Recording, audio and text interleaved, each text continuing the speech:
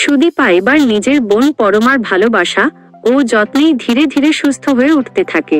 সুদীপা পুরোপুরি সুস্থ হওয়ার পর পরমা নিজেই তাকে তার আসল পরিচয় সম্পর্কে সব সত্য জানিয়ে দেয়।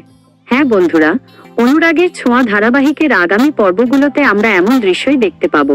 পরমার মা বারবার তাকে সুদীপার সেবা করা থেকে বিরত করতে চাইলেও পরমা একটুও পিছিয়ে আসে না। তখন পরমার বাবা নিঃশর্তভাবে মেয়ের পাশে দাঁড়ান। দেখা যায় পরমা নিজের হাতে ঘরের ভেতর সুদীপাকে খাবার খাইয়ে দিচ্ছে, আর দরজার বাইরে দাঁড়িয়ে অভ্র এসব দেখছে। সে মনে মনে ভাবতে থাকে, পরমা কতটা ভালোবাসে সুদীপাকে।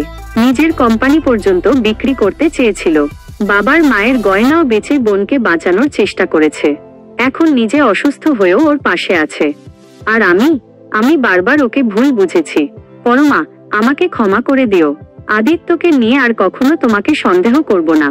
আমাদের সম্পর্কটা আমি ঠিক করার চেষ্টা করব। অভ্র এক দৃষ্টিতে তাকিয়ে থাকে পরমার দিকে। এরপর দেখা যায় পরমা সুদীপাকে ওষুধ খাইয়ে রুম থেকে বের হওয়ার সময় অভ্রকে সামনে পেয়ে বলে, অভ্র, তুমি এখানে? অভ্র উত্তর দেয়, তুমিও তো ঠিক নেই, তোমার জন্যই এখানে দাঁড়িয়েছিলাম।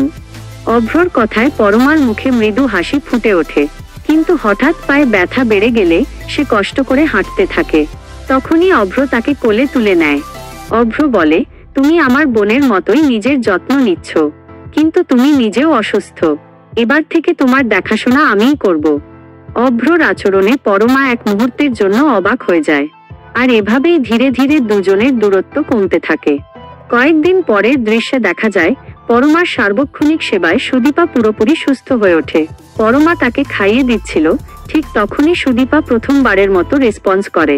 এটা দেখে পরমা আনন্দে অভিভূত হয়ে যায়। সঙ্গে সঙ্গেই সুদীপাকে জড়িয়ে ধরে কান্নায় ভেঙে পড়ে। সুদীপা বোনকে জড়িয়ে ধরে অঝরে কাঁদতে থাকে। ঠিক সেই মুহূর্তে পরমা বলে, সুদীপা, তুমি অনাথ নও, তোমার পরিবার সম্পর্কে সব জেনে গেছি, তুমি সেনগুপ্ত পরিবারেরই মেয়ে। কথাটা শুনে সুদীপা হতবাক হয়ে যায়। পরমার সঙ্গে আনা সব ডকুমেন্টস দেখায়। কাগজগুলো দেখে সুদীপা বুঝে ফেলে সে সত্যি সেনগুপ্ত পরিবারের হারিয়ে যাওয়া মেয়ে। তো বন্ধুরা, নতুন পর্বে যদি এমন টুইস্ট দেখেন আপনাদের কেমন লাগবে জানাতে অবশ্যই কমেন্ট করবেন। ভিডিওটি ভালো লাগলে লাইক, কমেন্ট ও শেয়ার করুন। আর নতুন হলে চ্যানেলটি সাবস্ক্রাইব করে রাখুন, যেন অনুরাগের ছোঁয়া সব আপডেট সবার আগে আপনাদের কাছে পৌঁছে যায়। ধন্যবাদ সবাইকে।